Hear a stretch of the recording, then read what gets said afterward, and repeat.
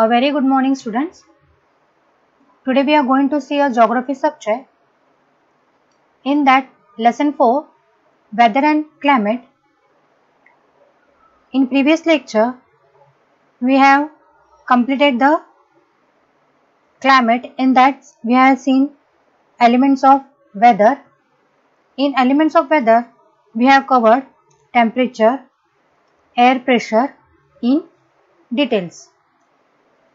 Now, today we will see the elements of weather, that is winds, moisture and precipitation. So, let's start with our next topic, that is winds.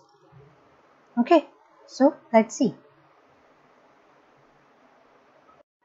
Now next we will see wind. Now can you see, student, in this picture? This is one of the instrument to measure the wind. And what is that instrument called as? Anemometer. Understand? An anemometer is a device used for measuring wind, speed and direction. It is also a common weather station instrument. Air starts moving from high pressure towards the low pressure area in horizontal direction. This moving air is called as wind. So what do you mean by wind? It is a natural movement of air in the form of current of air blowing from a particular direction. Wind blows from high to low pressure area and its speed depends on the amount of difference in the air pressure. So, however, the air pressure is more, the speed of the air will be high only. Okay. Next we will see moisture. Now what do you mean by the word moisture, student? Water or the other liquid or a small quantity as a vapor within the solid or condensed on the surface, that is called as moisture. Okay. The atmosphere contains vapor.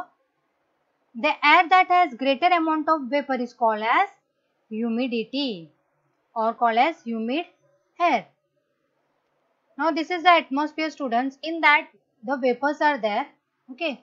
The air that has a greater amount of vapor in this area, the air which has greater amount of vapor is called as the humid air. The humidity in atmosphere is called as moisture. So whatever in the atmosphere the humidity is present, that is known as moisture. The proportion of moisture in the atmosphere depends on the temperature. Air with high temperature holds a greater amount of moisture. So if suppose in the cloudy state or in the rainy season, most of the part it is very cold. Okay, so that part contain the most moisture. So have you understood what do you mean by the word humidity? Now next we will see precipitation. A form of water, rain, snow, sleet, hail that falls to the earth's surface, that is known as precipitation. Now what is that? Vapor in the atmosphere condense into water droplets or snow particles. We will see in this picture. Now here can you see the vapors in the atmosphere condense into the water droplets or the snow particles. This showering of the earth on the earth is called as precipitation. Can you see in this picture, student? In 5th standard also we have seen this.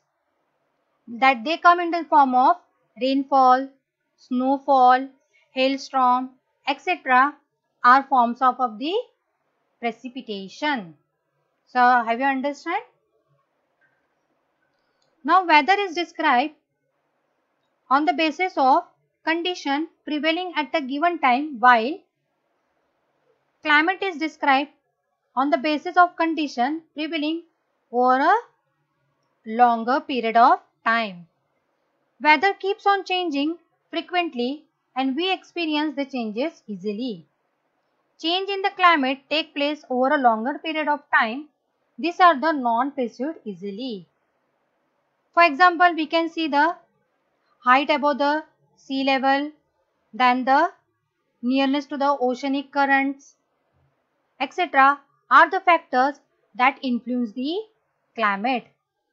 So beside this, mountain ranges like type of land, we can see the type of land, then local winds are these factors that influence the climate of that region. So have you students understood the now meteorological department image of the storm that visited in November 2014. Student, now see the climatic condition how they can occur. So this was one of the storm that was visited in November 2014. So this department had shown one of the image. It is in your textbook also. Do you know the climate affects the entire living world in different ways? Obviously, the climate affects the world in different ways. Life mostly thrives in regions which have a conducive climate, means most possible climate. The climate also influences the diet, shelter, etc. of living things. Obviously, students, when such type of climate occurs in the particular region, it affects the diet of the people, then shelter. So they need to look for their diet also, shelter also. The distribution of water on the earth is also a controlling factor of the climate. So the other factor is what? The distribution of water that controls the factor of the climate. In this next chapter, we shall seek more information about the temperature. Always remember, the weather at a place keeps changing frequently, but the climate does not change that often.